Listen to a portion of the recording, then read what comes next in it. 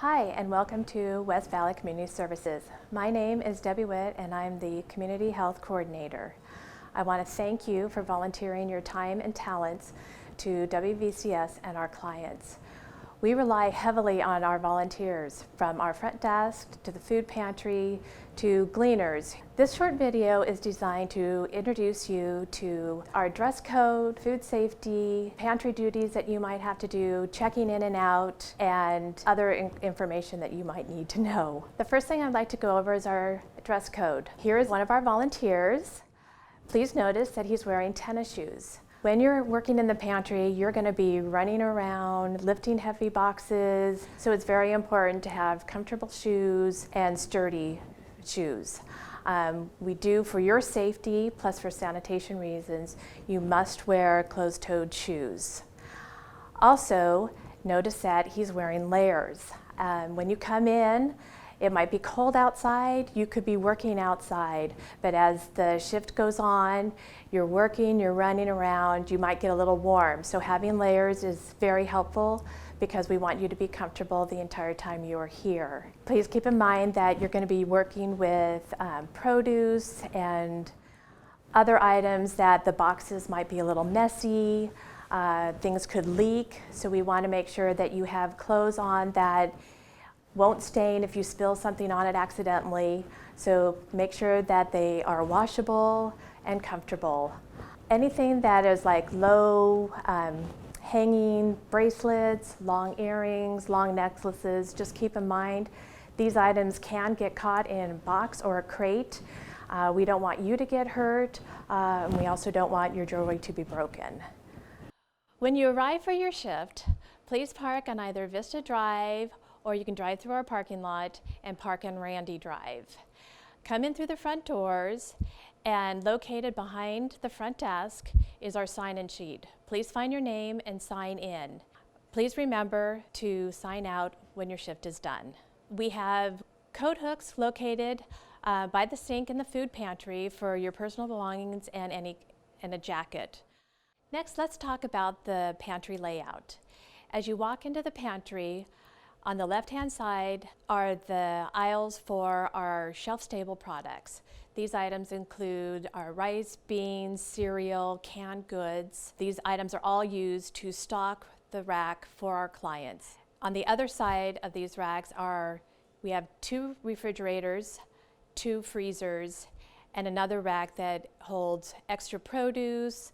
Other items is bread that we won't actually have in the pantry. In our first refrigerator is where we have our milk and juice. The next refrigerator is our supply of eggs and the other remaining products that need to be refrigerated. We next have a freezer. The first freezer is for all frozen items like frozen vegetables, fruit, breakfast foods, lunch meat, pre-made meals. And then finally, our last freezer is for all cooked meats and raw beef, chicken, and turkey. Please keep in mind as you're stocking this freezer, cooked items need to be on the top rack. The next rack below that should be fish. Below that is raw pork and beef, and raw chicken and turkey is always on the bottom shelf. Now, as you are looking in the pantry and you look to the right, we have 2 glass-doored refrigerators. These refrigerators are for our clients to access. Everything in here are all perishable items. We have eggs, pre-made salads, cheeses, lettuces, anything that needs to be refrigerated are located in this refrigerator. Everything will have numbers on them. This tells the client how much of each item that they are allowed to take. These numbers will change daily, so just keep in mind that these aren't really set numbers. The next is our dessert rack. There'll be a number on this to tell the client how much they are allowed to take. Following that, we have anywhere from 3 to 5 racks of fruits and vegetables. Every day is different, so the number of racks might change daily, but we want to make sure each rack is full with produce. The final rack is our everything rack. The top shelf is all baby products. The next rack after that is all other items such as crackers, spices, things that don't really fit on our shelf-stable rack. The next shelf below that are personal hygiene items, and the bottom rack is then household products and pet food if we have it. Then as you go outside the pantry, we have 2 more racks out there which contain our bread. We have one rack that has the sliced bread and hamburger buns and bagels, English muffins. The other rack is for dinner rolls, French breads, and ethnic breads like naan and tortillas. Now, if we have extra produce, we will put 1 or 2 racks outside with no numbers, telling the client that they can take as much as they can use. All right, next let's talk about food safety. We need to examine everything that comes in. These are all donations made from grocery stores, and we all just need to take an extra look at everything. So be mindful of best by dates or use by dates.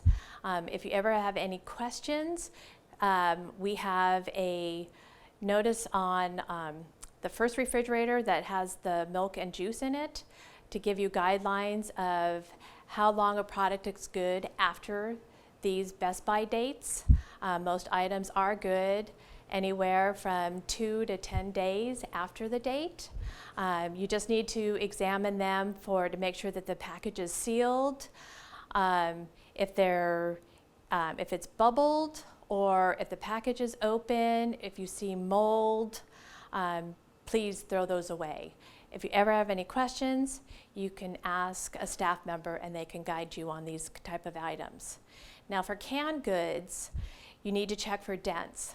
If there's a dent on the bottom of the can or at the top, or if there's a severe dent in the middle, these are not good. We have a crate located below the diapers that you could just put those cans in the crate. Any dent that you can basically roll your thumb through should be okay. But once again, if you have any questions, you can ask any staff member. Now, if it's a bag of pasta that's opened, you need to throw that away. But say it's a box of cake mix and the outer box is open, but the inside bag that has the cake mix in it is perfectly sealed, that is fine. We can still give that out. Now for meats, check for freezer burn and check the date. We need to have the meat by the date that you are actually looking at it. All meat goes into the freezer once we receive it. Once again, if the package is opened or if the seal is like bubbled, you'll need to throw that away. As you're sorting vegetables and fruits, if the skin is broken, if there's mold, and if it's overly ripe, throw that away. Now, if you've got like a box of strawberries and just say 1 strawberry is molded, the rest of them look fine, go ahead and open it up, pull out that moldy strawberry and close the package up, and that's fine. But if there's several that's moldy, go ahead and throw those away. Now, be mindful that if you don't know what you're looking at, so you can't identify the fruit or vegetable, so you don't know if it's good or bad, please find someone, either another volunteer or myself. We can help you because, for example, plantains, they look like rotten bananas, but they're supposed to look that way. They're better when they're browned. We do provide non-latex gloves for you to wear. We also have aprons. It's a good idea to wear an apron because these will help protect your clothes. My rule of thumb pretty much is when you look at a product, would you eat this? And if not, maybe we need to throw that away. My name is Karen, and I'm a volunteer here at West Valley Community Services since last August. I'm a retired teacher, and I still have a lot of energy, and I'm strong, and I need to do something that serves a purpose in this community, and I live not far from here. I saw an ad in the local paper for West Valley Community Services, which caught my attention. And I thought, I can do that. I could be of use to the community that way. So I come every Friday morning, and the first thing I do is I get a car keys to one of the big vans. And another volunteer and I do something which we call gleaning. I like that term, gleaning. I think of a field that's been harvested, but there's still useful produce in that field. And so the other volunteer and I go to Sprouts, and we go to Marinas, and we pick up food that is probably past its sell-by date, but the food is still nutritious and the food is still good. And so we gather that, and then we bring it back to the building here, and we sort things.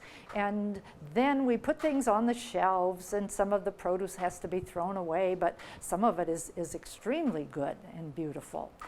After that, I still have a few hours, so I work in the pantry where we meet clients. And this is very satisfying because after you've been here a few weeks, a few months, the clients get to know you. And some of them they express thanks in such heartwarming ways. So I am very glad that I found this organization that I think is doing a very good job for the community, and I'm glad that I can be part of it. So on the first day I came in here and they had me like talking to people or like helping out with the food pantry, and it was like just really cool. I've never seen a process like this. People coming in with low income and they're able to pick out really good food. And it was just this really amazing process, being able to see smiles on these people's faces that normally wouldn't have the opportunity to get this kind of food. And I guess that's what kind of drove me to stay here, because I'm like help contributing to these people's like smiling each and every week, knowing that they're able to get like good, healthy, quality food from West Valley Community Services. So that's why I came and that's why I stayed.